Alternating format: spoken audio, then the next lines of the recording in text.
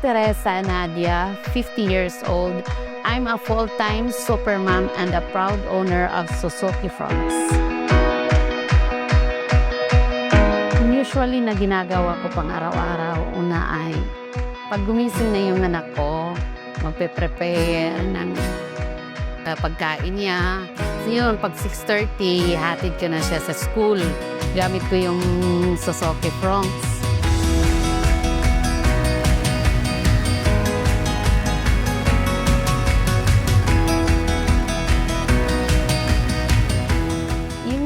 Ginagamit ko na sasakyan sa pang-araw-araw ay Suzuki Fronts. Maganda kasi compact siya. Mabilis ko dalhin. Magaan yung manubela niya. Pag maneuver mo, ang ganda.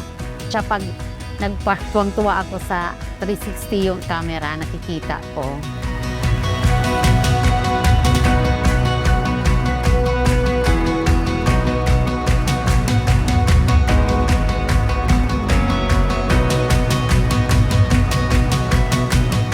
Nasasabi ko na practical siyang gamitin yung Fronts. Yung charger niya nakakatuwa. Hindi na kailangan magdala ng charger. Papaano mo lang doon yung phone mo. Tsaka nakakatipid kami talaga. Nung nakikipag-agawan na nga yan yung anak ko, kung anong gagamitin niya, mas pinipili talaga niya yung Fronts, honest. Both me and my mom always rely on using Suzuki Fronts. Marami rin po talagang magandang features and very safe siyang gamitin since lagi siya nagbibigay ng warnings. So yung head-up display, nakakatulong siya kasi mas madali mo nang makikita yung information na yun and mas makakapag-focus ka sa daan.